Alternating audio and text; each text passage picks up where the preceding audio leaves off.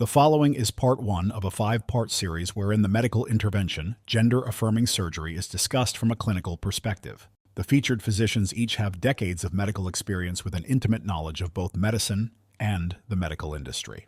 In this first video, we will discuss general surgical concepts such as informed consent, age of consent, common surgical complications, and general overview information of these procedures.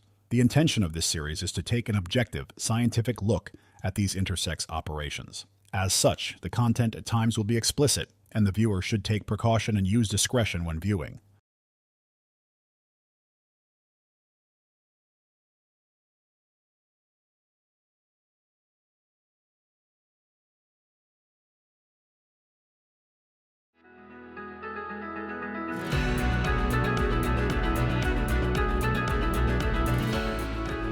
Welcome to the Gold Report, where we inspire you to be 10% more courageous. I'm so glad you're here. Please share, like, and subscribe so you never miss an episode. Our show today begins a 5-part series on medical mutilation, often referred to as gender reassignment surgery. Our series is aimed at informing the public specifically regarding children. The race to mutilate children under the guise of normalizing it, a so-called medical or therapeutic option, must be exposed for the fraud and harm that it is. Doctors cannot participate in a social movement that harms patients. Hospitals and doctors that are making a fortune of money off harming young people must be exposed. There is no one more qualified to speak on this topic than our guest, Dr. Melanie Crites-Bachert. She received her medical degree from the West Virginia School of Osteopathic Medicine in 2003 and completed her residency in urological surgery at the University of Medicine and Dentistry in New Jersey in 2009. She then received fellowship training to specialize in female pelvic medicine, voiding dysfunction, and pelvic reconstructive surgery from the Cleveland Clinic in Florida. Dr. Crites-Bachert is considered an expert at treating urinary and fecal incontinence with sacral neuromodulation and has a higher than national average success rate of 93%. She became a nationally recognized consultant and proctor for sacral neuromodulation therapy as a result. Her research and implant protocol is patent pending and has established national precedent for the successful implantation of a sacral neuromodulator. Additionally, Dr. Crites-Bachert is highly trained and skilled at performing pelvic organ prolapse surgery with and without mesh, and she's very skilled at surgically treating complications from previous mesh surgeries. She maintained an active role in research and tracked her own personal outcomes with pelvic reconstructive procedures. She has published long-term data results from her own patient population for treating urinary incontinence and pelvic organ prolapse as a private practice surgeon. We want to emphasize that although Dr. Crites-Bachert is highly qualified, she has chosen not to perform medical mutilation procedures. There are many voices currently speaking about this topic from different perspectives. There are resources available to weigh the pros and cons. The focus of our series is to provide the necessary medical information about these procedures, information that is completely absent in public conversation, and we will be exposing the brutal physical reality of medical mutilation. So let's dive right in. Dr. Crites-Bachert, thank you for being here. Thanks for including me on the show. So we're just going to dive right into it. So we're going to be talking about what people commonly think of as gender reassignment surgery, but I've been calling it medical mutilation because I just think as a physician, that's a more appropriate phrase. And I wanted you to help our audience understand what we mean when we say medical mutilation. Well, mutilation in its true form is a destruction of normal, healthy tissue. And people will do that for a number of reasons, whether they, in this instance, want to have a different type of tissue, if they feel that it's unsightly in some way. Basically, mutilation is taking a normal, healthy, functioning tissue and causing destruction to it. So I love it. That's always why I thought it was more appropriate to call it medical mutilation, because no matter what the reason for it, you still are taking a healthy bodily tissue that is functional and you're changing it in some way. It may or may not be functional. So that's why we call it medical mutilation. Yes. So female genital mutilation, correct me if I'm wrong, is really when the the whole apparatus where a woman can have sexual pleasure is essentially removed. Correct. Clitoridectomy, etc. Sometimes most of the time, my understanding, the circumstances under which they do these procedures is horrific, lots of infections, strictures, etc. But even if that works out okay, the person is left with lifelong inability to enjoy sex. Absolutely. And oftentimes very difficult times with pregnancy and things like that, and childbirth, etc. So as you said, the World Health Organization really has called this inhumane, and it's essentially torture. It's only done to the female half of the world. Mm-hmm. So female genital mutilation is looked down upon by our culture, but now we have this medical mutilation. And the reason I'm putting this together in the same concept for people is because at the end of these procedures, whether they're done for sociocultural, religious reasons, or they're done for medical reasons, you're taking healthy bodily tissues and transforming them into scarred or strictured or difficult tissues that don't work the way your body's intended to work. So they have that in common. Now, switching gears a little bit, can you describe a normal conversation that you as a urologist might have for a urology surgery with a patient? Comes into your office, like what would a normal conversation be like if they need some kind of surgery? If they need surgery, I make sure that every patient has a very thorough, informed consent. We talk to them, or at least I do.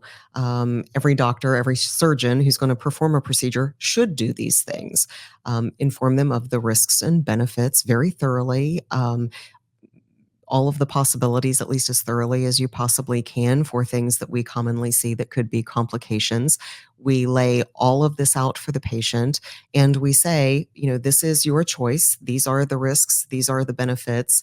I particularly like to outline as many of the non-favorable outcomes that could possibly occur so that a patient is not left with the assumption that everything is going to be sunshine and rainbows after surgery. And I use the phrase with patients, no surgery is 100% guaranteed to be a success.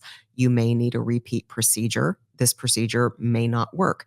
For something as simple as just putting a camera into a bladder, to the more complex sorts of things, such as the pelvic reconstructive surgeries that I do.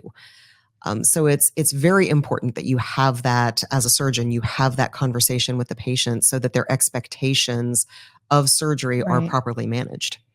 So as you know, I practiced emergency medicine for more than 20 years before the whole COVID nonsense happened. And so I'm very familiar with giving informed consent, maybe not in the urological realm, but in the ER, we always had to do informed consent. It was unthinkable that you would do any procedure on a patient without informed consent. So even if I did a complicated intravenous line. So a nurse would do the general intravenous line, but if I had to do a complicated one called a central line, we would go over the risk of bleeding, the risk of infection, the risk that it wouldn't work, the risk we'd have to try something else, the risk that, if you do a central line puncture, you might drop a lung, you might cause a lung to collapse, et cetera.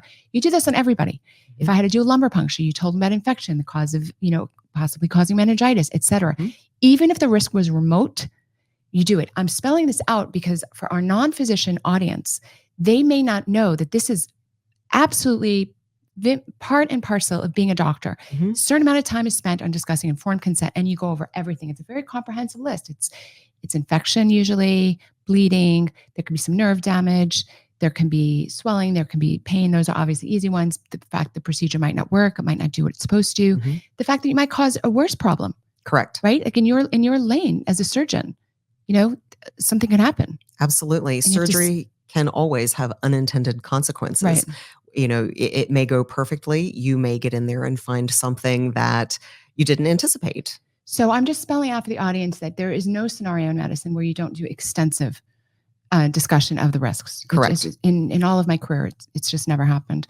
That was one of the reasons I jumped into the COVID issue, because we weren't explaining to patients the risks of a new experimental shot.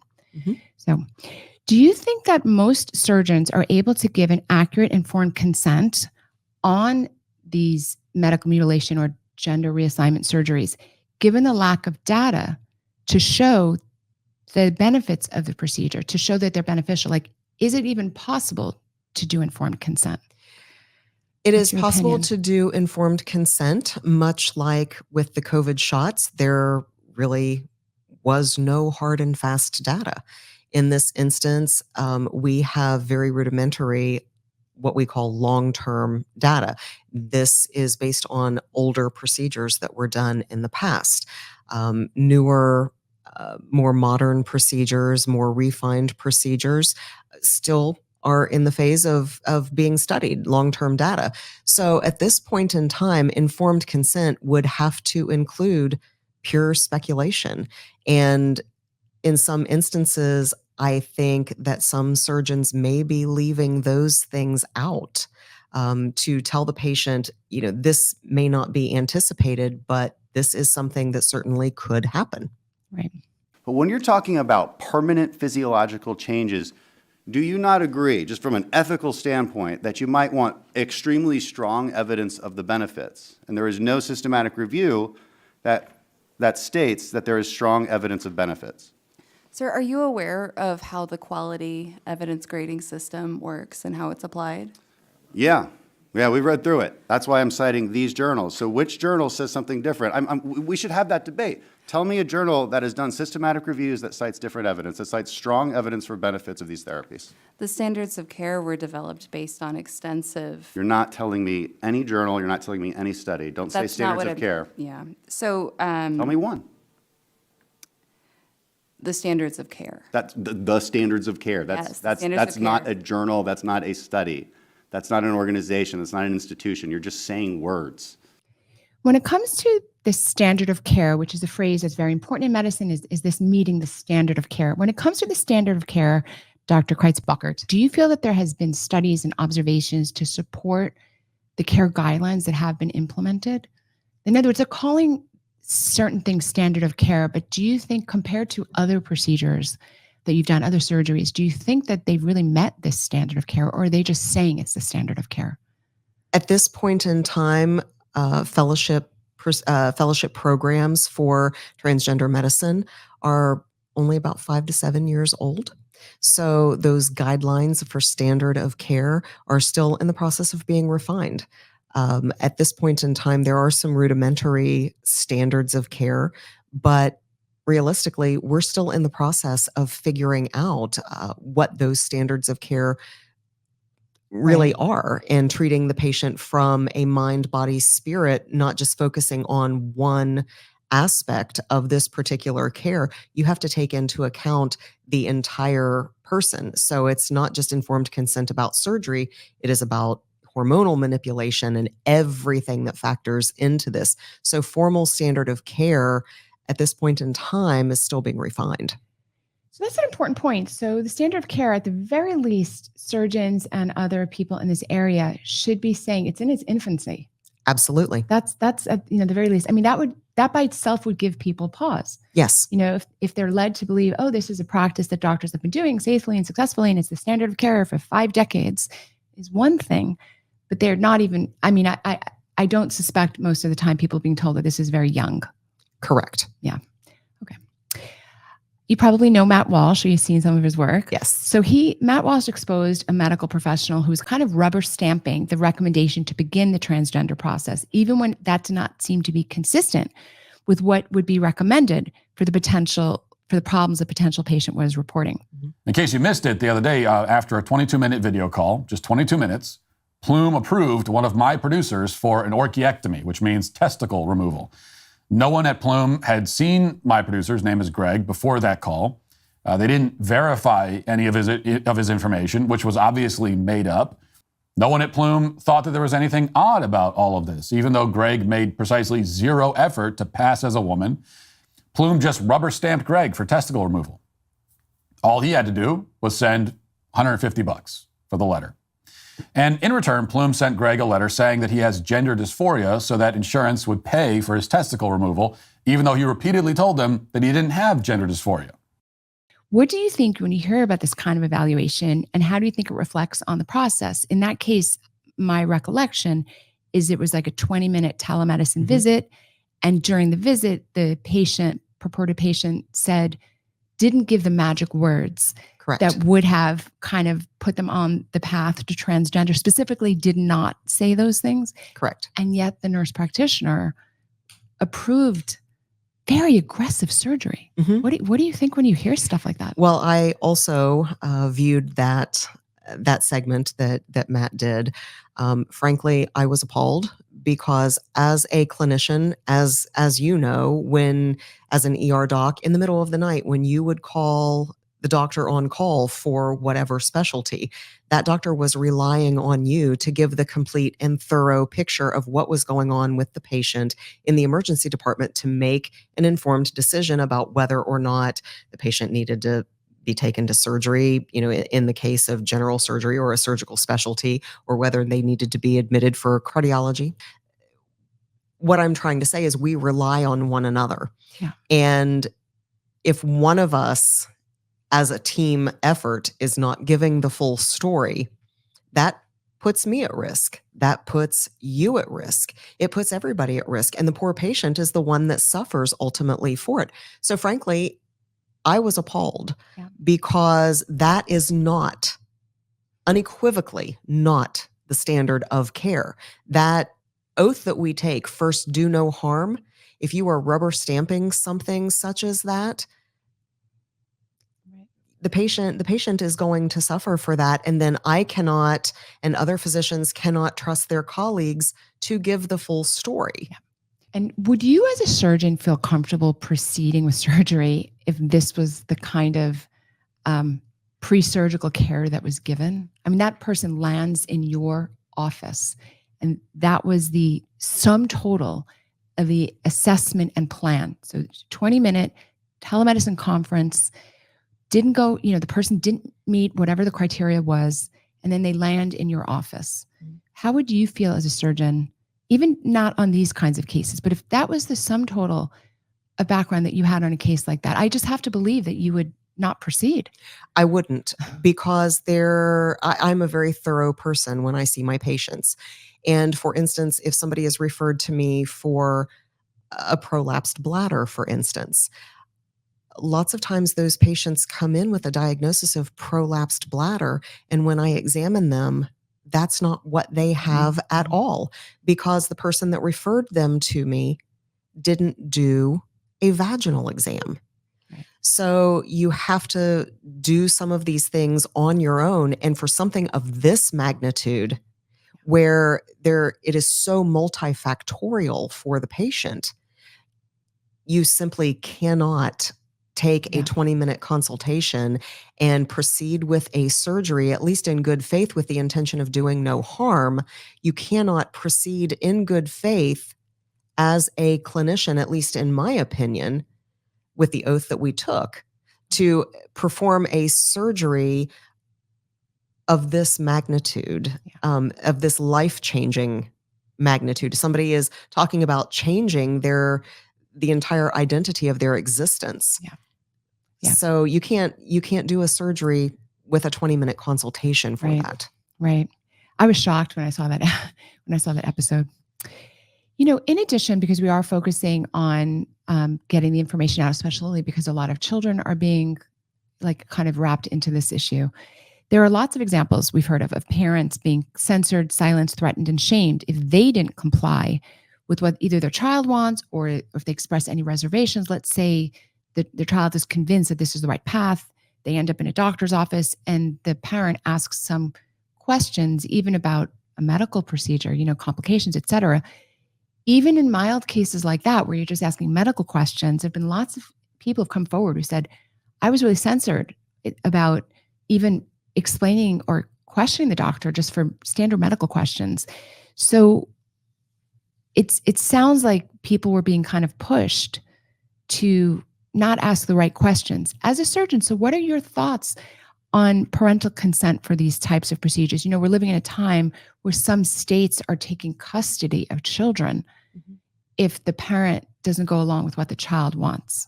This happened recently in Montana. It's threatened to happen in California. So is there any analogy in urologic practice that you have as a surgeon where, a 14-year-old came in and needed something minor, like a urethral stricture minor? Would the 14-year-old be giving consent for themselves? No. Age of consent is if they are under the age of 18, in some circumstances 16. But legally, under the age of 18 requires parental consent. And that's for really minor things. I remember, Absolutely. in the ER, so there's a law that if you're pregnant, you're considered emancipated for the purposes of the pregnancy, but you're not actually considered emancipated for everything. It's kind of an interesting thing, right? So they're saying you can make your pregnancy decisions, but you can't necessarily make the decisions for, things that are not pregnancy related. So we have long recognized that children need parental guidance and supervision. We don't assume that they don't. And then you're hearing these stories of kids who are 15 that they get to go into the surgeon on their own. And so we're hearing from you that that's just not even done in any procedure. It's like the only one. Correct. And we are taught in training that whenever we are giving informed consent, we always ask the patient, are there any further questions that I can answer for you? And most of us document in the chart risks, benefits, alternatives discussed with the patient, questions answered to their satisfaction. If you're not asking the patient, if you are not engaging with the patient, because ultimately, even if a person is underage, they are still the patient. They still have the right to ask questions. And if somebody is accompanying a minor as a parent, as a guardian, and they are asking questions about a procedure, that is a very rational, very encouraged, at least it used to be, practice in this realm. It just seems like the doctors have become so biased. I mean, normally a doctor should be pretty neutral about giving information, but they seem to be really, really biased, and they're biased in favor of doing a procedure, which I find, forgetting any kind of social, cultural implications, I just find suspicious because the guy's making a lot of money from it. So, and we'll get to that later, but it seems very one-sided. So just watch out for that. We're going to talk about that in the 5th episode, the financial incentives that doctors and hospitals have to push these procedures. Dr. Crites-Bachert, many physicians are finally realizing that medicine has become very politicized. It's caused a lot of harm. But this has been something that's been on your radar from early. Is this something that has been on your radar since early in your training, or has there been kind of a more recent change in your perception of this? I mean, is this something you thought about 10 years ago, this medical mutilation surgery? Like what role did this play in your life as a urological surgeon? It didn't play a large role in urological surgery. In fact, part of the curriculum does not include transgender medicine. We have to do the standard pediatric rotation. We have to, in some instances, have a transplant rotation. I'm sure that this is, coming in the future, that transgender medicine, will be a rotation in the curriculum. However, my fellowship in pelvic reconstruction, that wasn't even back in the day when I was going through training. I didn't have to specifically do a rotation in pelvic reconstruction. So we're gonna really dive deep into what Dr. Crites-Bachert just said. So we're living in a time in 2024 when all around us, it appears that these transgender procedures and surgeries and social discussions have just been kind of forever. This has been a very long entrenched problem in medicine, but actually it hasn't been. I went to medical school. I graduated, I'm thinking 25 years ago, something like that. You were maybe a little bit less. And so we're talking as recently as 5-10 years ago. This wasn't even a big subject in medicine. And that should be news by itself. Like, this wasn't a mandatory rotation in the field of urology. Correct. And it's quickly shifting. And I'd like to show the audience a clip that Bill Maher did. Had you ever seen that clip? Yes. Oh, it's really quite funny. So are all the babies being born into the wrong bodies? Broken down over time, the LGBT population of America seems to be roughly doubling every generation. According to a recent Gallup poll, less than 1% of Americans born before 1946, that's Joe Biden's generation, identify that way.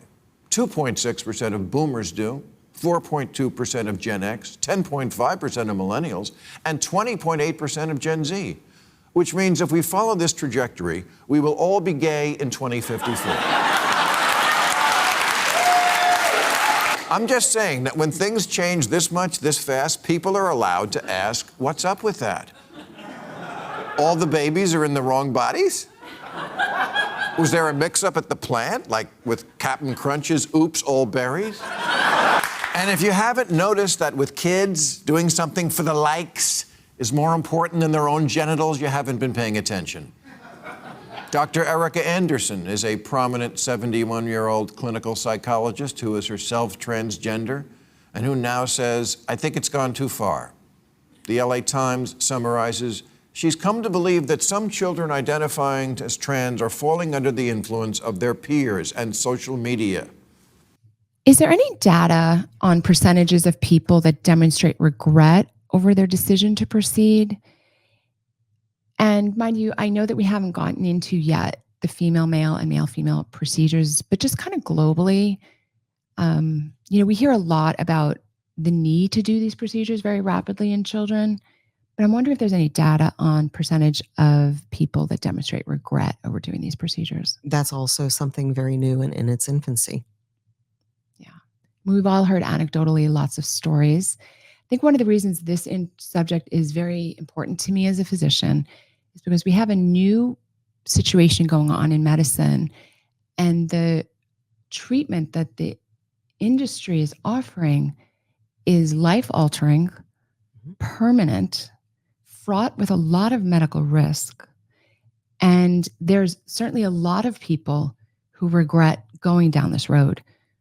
I guess we can't say yet if it's the majority or a minority, but there's certainly a lot.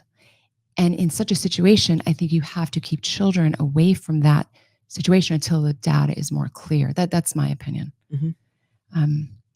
If you did perform these types of procedures, how important would you consider post-surgical support and like kind of continued eye on your patient? Like how important is that, like the post-surgical? That is exceptionally important. And, in my practice, I monitored my patients. I've published studies of my own 10-year data and following patients at least out to 10 years of my own data. That is something exceptionally important to me.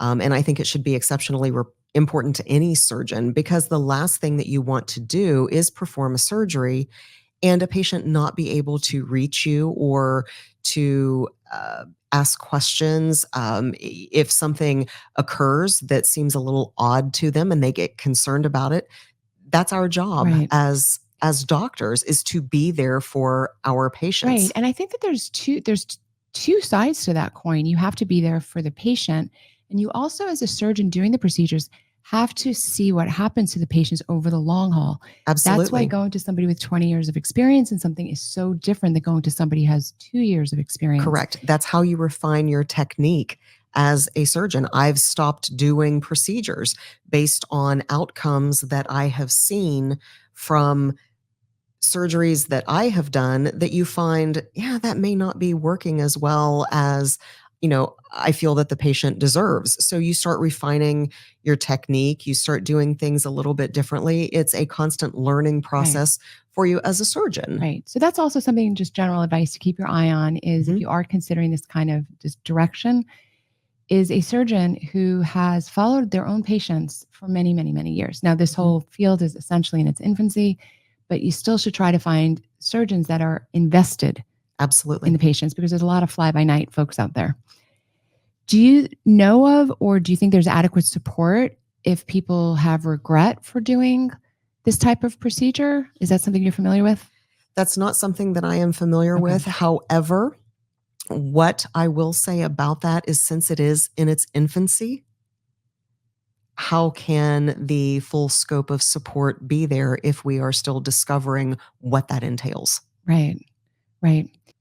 Given as a urological surgeon, given that your part of such a process is very difficult to reverse, what kind of preparation do you think would be ideal prior to performing medical mutilation surgery?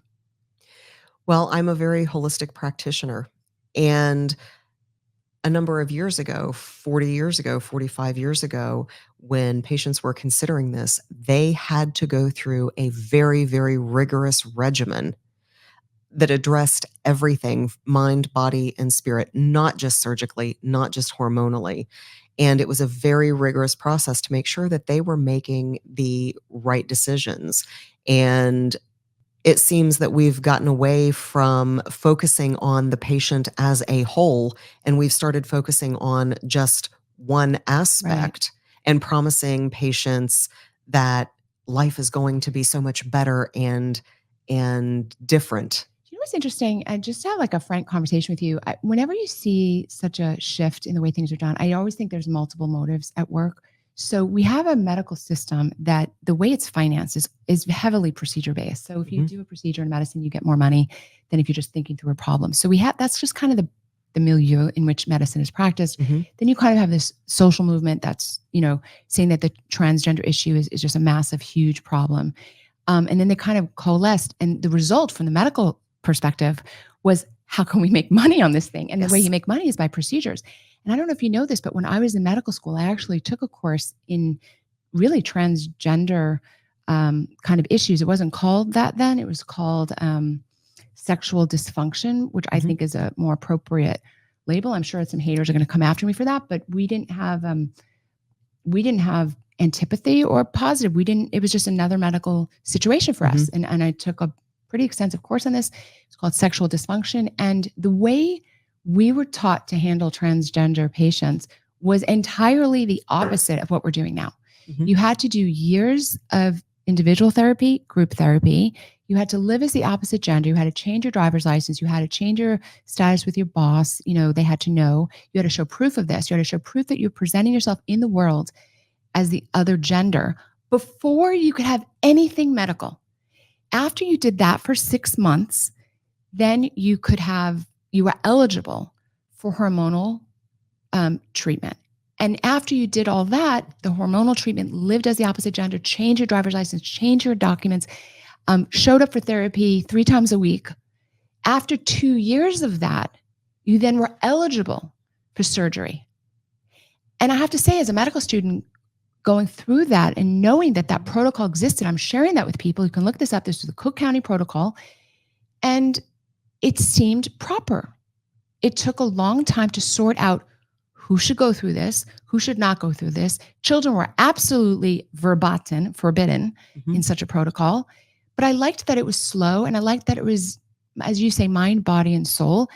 And I'm going to call attention to the fact that what we're doing now is exactly the opposite of that. You actually can get approved now in a 20-minute telemedicine consult with a nurse who doesn't even get the answers to the questions that she wanted. And the concern that I have, and as a surgeon, as a doctor, as a human being, and this is a significant concern that I have, is that this is not like changing your hair color. Right. This is not, I could go home tonight, meet up with Miss Clairol, and I could be a brunette like you tomorrow. If I decided I didn't like it, well, then I go back to blonde the next day. That is not what this is. This is not something that simple. This is not just changing your physical appearance. And then when you decide, or if you decide, hey, I don't want to do that anymore, you can't just go back. So we're just conveying the information to everybody who's listening that this is not like changing your hair color. This is multiple steps, multiple surgeries, probable complications. The odds of you getting through this without any complications, I think, are really low. We'll talk about that in the surgical procedures. And we are pointing out that it's handled very different in 2024 than it was handled many years ago.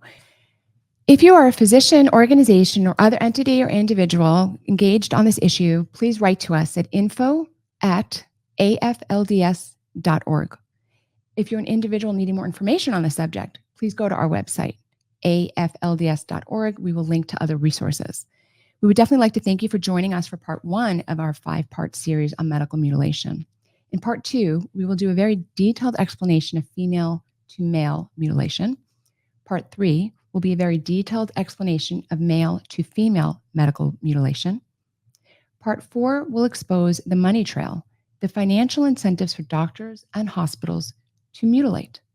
And in part 5, we will discuss the legal and policy environment that permits or prohibits this mutilation. We remind the audience that this series is aimed at informing the public specifically regarding children. The race to mutilate children under the guise of normalizing it as a so-called medical or therapeutic option must be exposed for the racket that it is. Hospitals and doctors that are making a fortune of money off harming young people must be exposed for their scheme. They must be embarrassed and they must be stopped. Thank you for joining me on The Gold Report, where we inspire you to be 10% more courageous. Remember to like, share, and subscribe. We'll see you next time.